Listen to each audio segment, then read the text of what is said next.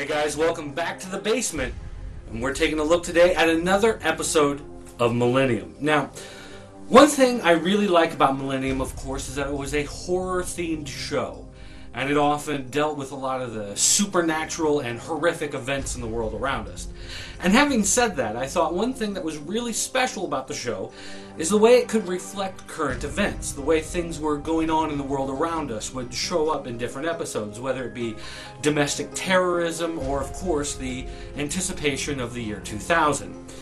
And having said that, you have to give credit to the people who made the end of the world as we know it.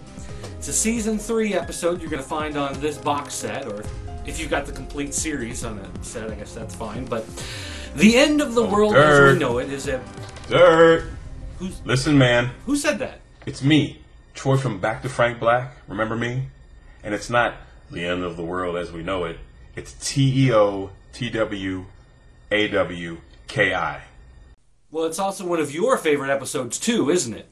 Yes, it is. It also is an episode with a few problems I'm going to have to nitpick.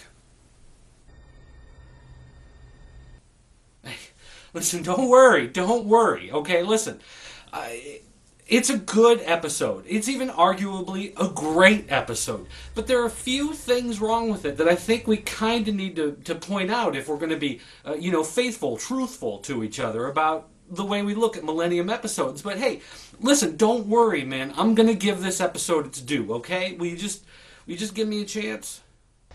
Okay, I'm gonna let you do this,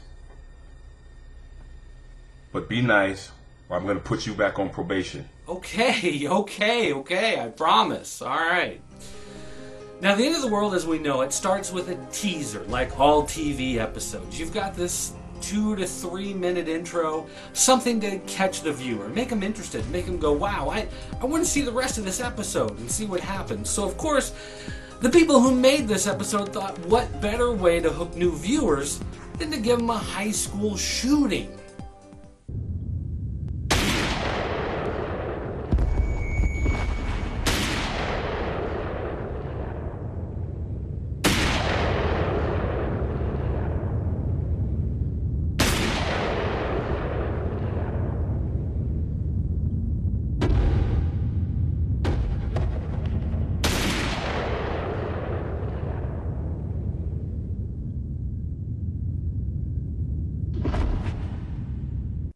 Okay, now listen. Seeing Frank back in Seattle and his old stomping grounds after all the changes that took place at the beginning of Season 3 was great. It gave us longtime fans something to look forward to. Something that when we saw he was going back, we thought, great. We're going to see closure on the Big Yellow House. We're going to see closure on the death of Catherine. We're going to find out more about the outbreak that killed all those people there. Except we didn't. It really didn't talk about any of that stuff at all. It didn't even mention it. It was just like, oh yeah, Frank used to live here. Moving on.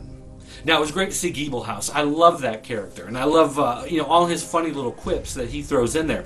But, I mean, don't you think at some point he would turn to his old buddy and say, gee, it kind of sucks what happened to your wife there. My condolences. Never happened. And so, in many ways, it just kind of feels like they took a story that could have happened anywhere and for whatever reason just kind of stuck it there so that people like me would quit complaining about the fact that they had changed the show so much. But in the long run, it really kind of took away from the story that they were actually trying to tell. Including an arms purchase from that same wholesaler in Montana of 4 M16 assault rifles. Gary King, his father, is also on a deed of trust with the 11 executives who run ComLogic in the purchase of 14,000 acres of high desert land in eastern Washington state. A strange taste for a man who's made his fortune in high technology. What are they preparing for? The failure of technology, the year 2000.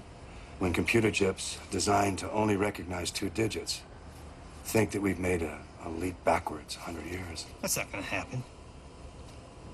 Is that gonna happen? I think one other little nitpick with this episode is the book. Skylark leaves this book behind, and so what happens? Well, Emma decides to pick it up and just walk right out of the place with evidence. and she's just kind of carrying the evidence around in her bag. She doesn't really seem to care. She goes to see Frank. She gives it to him. And we know that it's not a standard piece of evidence because at the end of the episode, Frank is laying in bed and he's reading the book and he sets it down and goes to sleep. So it's not like it's something that ever got admitted into the system. So I'm kind of wondering when they fill out the paperwork and they say they're following the clues and whatnot, do they bring up this book? Do they ever mention it? Do they just kind of slide it in at the end after the investigation's over and just kind of, oh yeah, by the way, we had this book the whole time? It just seemed a little, arbitrary and silly instead of being one of those things where perhaps he's calling down to the lab and seeing if they found anything out about the book. It's just kind of one of those things where you're like, maybe they should have thought that through a little bit more. Now, while I might fault Emma's handling of the evidence, I'm not going to say she was incompetent in her job. If you want to talk about real incompetence, why don't you check out the militia guys who are building this fortress out in the middle of the woods. Apparently they know how to stockpile it with food and weapons, but none of them ever took any target training.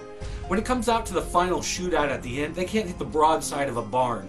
What's the point of having all these weapons if you don't know how to use them? These guys can program these great computer systems, can't figure out a way out of the year 2000, and can't figure out that, hey, maybe I should go down to the range and fire off a couple rounds, make sure I can hit a guy before I put my life in the hands of this rifle.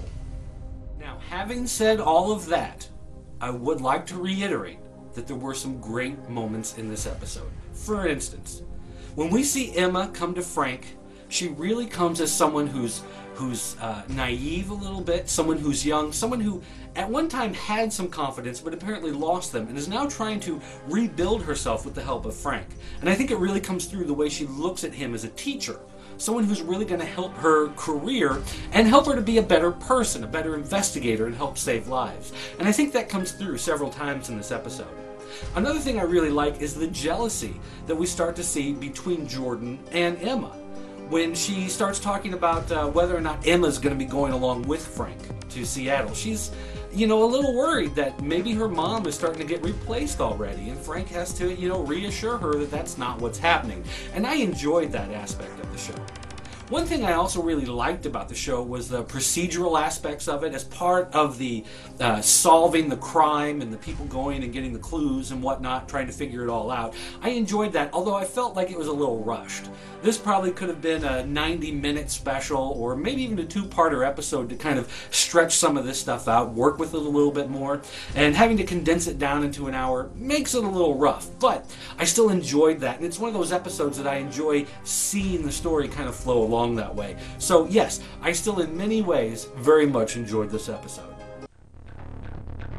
Okay, well, I guess that wraps it up. Troy, was that okay? Yeah, I guess. You're off probation, but I'm watching you.